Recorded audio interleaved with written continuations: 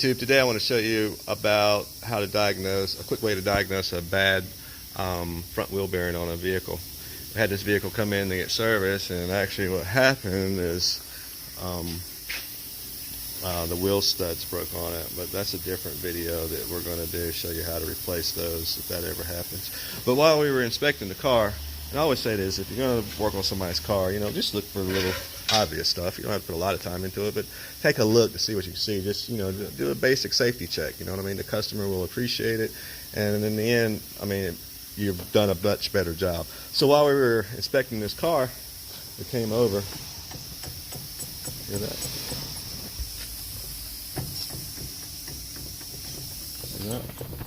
See that movement, that up and down movement? Well, not only do you have up and down movement, you also have left and right movement too. Okay? That right there is a clear sign of a worn out wheel bearing assembly, which is in here. On this particular car, it has the wheel bearing assembly. Let me show you what that looks like on the car. It looks like this piece here. Okay? Now, the actual assembly, excuse me, this is one here. We've got one here, a little prop. So, this particular one is off of a Cadillac, but it's the same basic principle. So on these wheel bearing assemblies, you'll notice when you go to the parts store, you'll be able to tell the difference because the cost is a whole lot more as opposed to the old type where you have the bearing and then you have the hub and you press it together and you have to have special tools to do that. These are a little bit more expensive, but they're easy. Okay, they're really easy because the only thing that's really holding it in is 1, 2, 3 bolts, sometimes 4 depending on the setup of the vehicle. This came off a Cadillac SRX, and as you can see, it's a pretty good, hefty piece. Now the one for the Chrysler Pacifica that we were working on is mounted in with 4 bolts.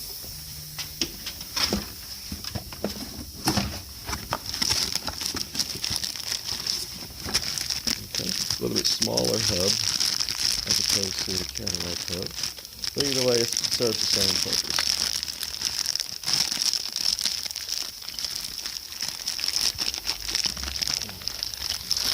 There's the bearing there.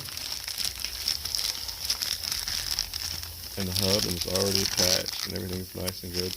And basically, all you have to do is take it out the plastic, and then install it on the car. Alright, now, that hub is going to provide you with new wheel studs.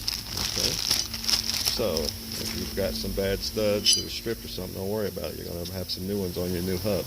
That's also going to have a new ABS wire because the ABS sensor is built into this. So, like I said, there's 4 bolts that take that on. All right, so you have 4 bolts in the back to undo. 1, 2. There's 2 more on the other side. And then in the front, you'll need to take off the main hub bolt, all right, for the CV axle. Take that off, take those 4 off, this piece will just fall off. And of course, disconnect your wiring connector, and then this piece will fall off. Putting it on is pretty simple. It's the reverse of taking it off, okay? If you're doing this job, you've got to take off your brake caliper, okay? You got to take off the bracket. Brake caliper, the brake caliper bracket, and you got to take the rotor off. Once you get those 3 pieces off, then you're right here at the wheel hub bearing. So pull those 4 bolts or 3 bolts, depending on what configuration you have, and you're good to go.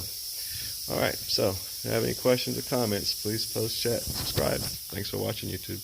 Okay, so we have it loose now, and you'll notice if I shift the CV axle back here, you can see it still flexes. Which that you don't want it to do. So, see that movement right there? And of course that's going to rattle and make noise in the car when the client's driving it. So, we're going to take this piece off, put the new one on, and that'll solve that issue. Hey YouTube. So, obviously this doesn't look right at all, does it? Well, it's not. This is an inner and outer tie rod end, and you see this is bent. And the person was wondering why their tires were wearing out and why the car wasn't steering right. Well, this is the reason why right here. Okay, with this being bent, it's going to cause the wheel to, cock at a different angle from the wheel on the other side. This should be straight, as you can see. I got to the other side, and you see this one's straight. All right. So what we're going to do is replace that on the other side.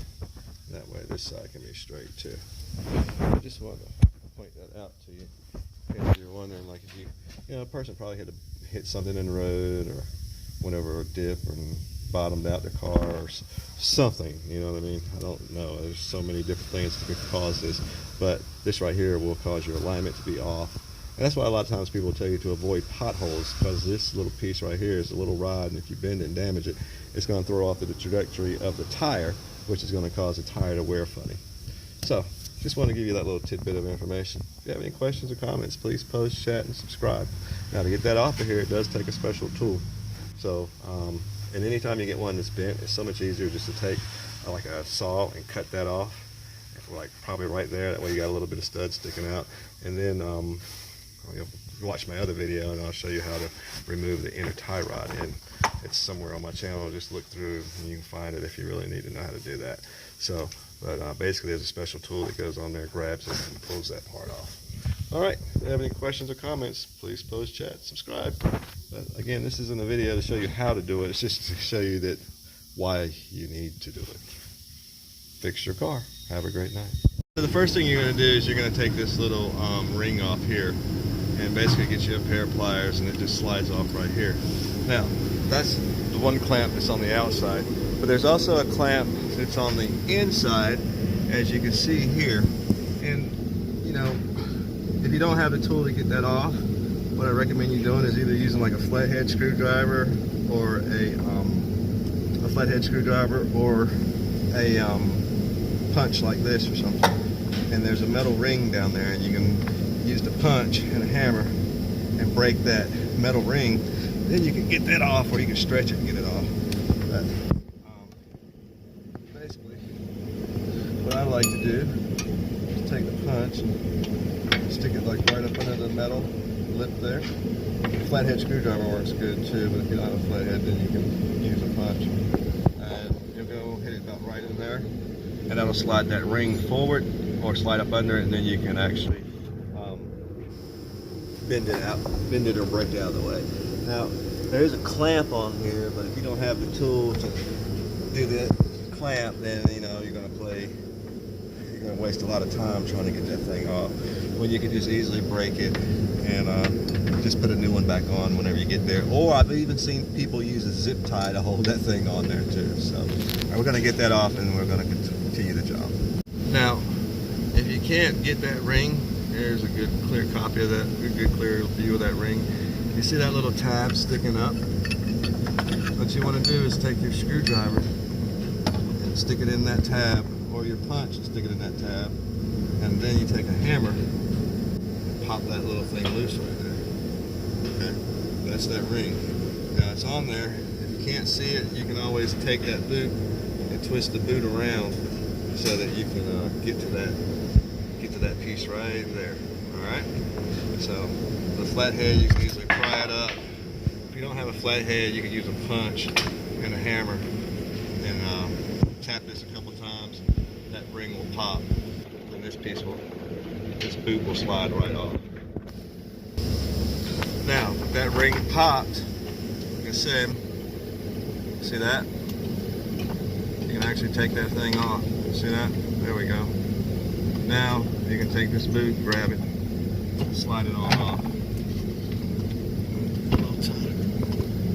There is a lip on it down here on this side, so you may have to work it over that lip in order for it to slide off.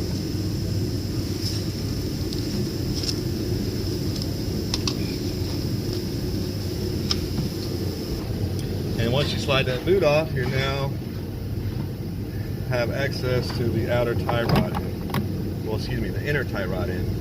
Alright, remember when we cut the outer one off. Alright, now there's a special tool we'll use to pull that off. And let me get that. This is a universal inner tie rod removal tool. It is Speedy Universal. love this thing right here because it makes my job real easy when I'm doing these. You see those 3 teeth right there? Well, I don't have to mess with the... For those of you who are familiar with this, there's another tool that costs a little bit less.